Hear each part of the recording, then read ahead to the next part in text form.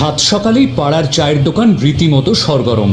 খবরের কাগজের পাতা উল্টাতে উল্টাতে জোরদার তর্ক, এ ভালো না সে ভালো, ও খারাপ না সে খারাপ, কার পাল্লা বেশি ভারী, কে হালে পানি পাবে না, কার কপালে এবারে আর শিখে ছেড়বে না, এইসব মোক্ষম বিষয় নিয়ে বাজার এখন মারাত্মক গরম। কোণের টেবিল থেকে খবরের কাগজটা চার ভাঁজ করে সামনের দিকে ছুঁড়ে দিয়ে দত্তবাবু বললেন, আর যাই বলো ভাই, যতই ফরফর করে ডানা ঝাপটা, তোমাদের তৃণমূলের কপালে কিন্তু এবার আলটিমেটলি দিল্লিকা লাড্ডু জুটবে না। দত্তবাবুর মুখের কথাটা ছোঁ মেরে তুলে নিয়ে অবিনাশ বললেন, ঠিক বলেছেন দাদা। আরে দিল্লি দখল কি মুখের কথা নাকি ছেলের হাতের মোয়া?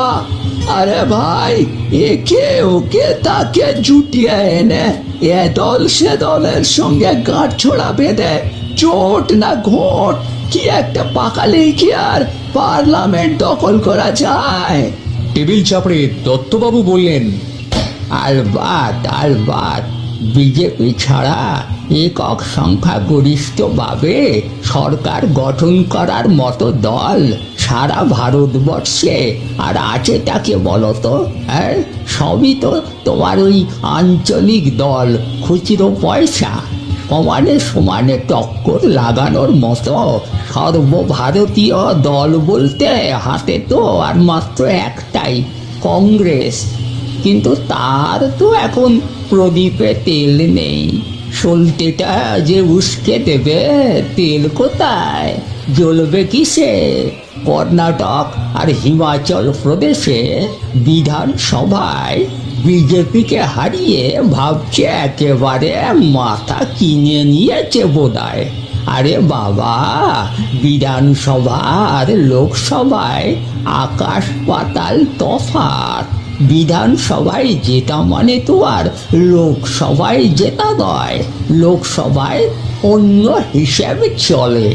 চায়ের ভাঁড়ে শেষ চুমুকটা দিয়ে এবার আসরে নামলেন পলাশ। ও দাদারা, খুব যে বিজেপির ভজনা করছেন, এই 9 বছরে কি দিয়েছে আপনাদের মোদিজি? কি পেয়েছেন বিজেপির রাজত্বে? পাবলিকের কোটি কোটি টাকা খরচ করে বিদেশে গিয়ে নিজের ঢাক নিজে পিটিয়ে কি আর ছিঁড়ে ভেজে? দাদারা, মানুষ এত বোকা নয়, মানুষ সব বোঝে, বুঝেছেন? মানুষের কথা যে ভাবে, মানুষও তার কথাই ভাববে, মিলিয়ে নেবেন। দিদি এই 11 বছরে যা করেছে সবটাই মানুষের মঙ্গলের জন্য করেছে, বুঝেছেন? আর মানুষ সেটা জানে বলেই দিদি ছাড়া আর বিকল্প কিছু ভাবতে পারে না, বুঝেছেন? শুধু পশ্চিমবঙ্গই নয়, সারা ভারতবর্ষই এখন দিদির নেতৃত্ব চাইছে, বুঝেছেন? দত্তবাবু বললেন, আর তাই যদি হবে, তাহলে পঞ্চায়েত ভোটে বোমাবাজি করে জিততে হলো কেন তোমাদের? রাজ্যের মানুষ যদি তোমাদের দিদিকে এতই ভালোবাসে, তাহলে ভয় দেখিয়ে জোর করে জিততে হচ্ছে কেন ভাই? এটাই কি তোমাদের উন্নয়ন নাকি? হে, চায়ের দোকান জমজমাট। এ বলে আমায় দেখ, ও বলে আমায় দেখ। তৃণমূল না বিজেপি, দিদি না মোদি, এই ছবি কিন্তু এখন সর্বত্র।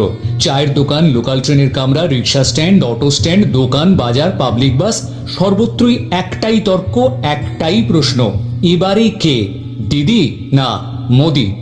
বছর ঘুরলেই 2024-এর লোকসভা নির্বাচন, অর্থাৎ ভোটের দামামা বেজে গেছে। শুরু হয়ে গেছে কাউন্টডাউন। মানুষের মনে এখন একটাই প্রশ্ন, এবারে কে, দিদি না মোদি? আগামী 5 বছর কার হাতে থাকবে পার্লামেন্টের রাশ? কে করবে কিস্তিমাত? এই সব প্রশ্ন আর ভবিষ্যৎ সম্ভাবনা নিয়েই এই অডিও শোতে বিজেপি তো অলরেডি আটঘাট বেঁধে আসরে নেমে পড়েছে। শোনা যাচ্ছে বিজেপি নাকি ভোট কুশলী সংস্থার সঙ্গে চুক্তি করেছে। মোদির নিরঙ্কুশ জয়কে নিশ্চিত করতেই নাকি সারা দেশ জুড়ে ভোট বিশেষজ্ঞ রাজনৈতিক সংস্থাকে দায়িত্ব দেওয়া হয়েছে। পাশাপাশি ভাবে মোদিজি নিজেও কিন্তু নিজের প্রচার চালিয়ে যাচ্ছেন জোর কদমে।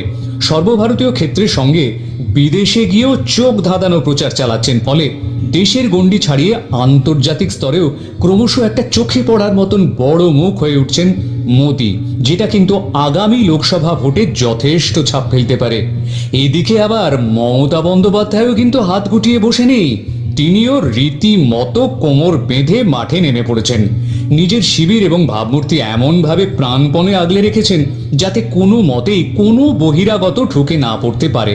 2021-এর বিধানসভা নির্বাচনই হোক কিংবা সম্প্রতি এই কিছুদিন আগের পঞ্চায়েত নির্বাচনই হোক, সবুজ ঝড়ের দাপটে গেরুয়া, লাল, তিরঙ্গা সব ধুলো বালির মতন উড়িয়ে দিয়েছেন। তার জন্য যা হয় হোক, কুচপরোয়া নেই।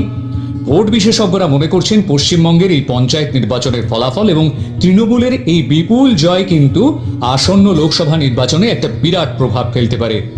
আপনারাই কিন্তু শেষ কথা, আপনারাই তো ভোট দেবেন, আপনারাই গড়বেন নতুন সরকার। আপনাদের ভোটেই আগামী 5 বছরের জন্য নির্বাচিত হবে শাসক দল। তাই ভোট দেবার আগে একটু ভেবে দেখুন কাকে ভোট দিচ্ছেন এবং কেন দিচ্ছেন।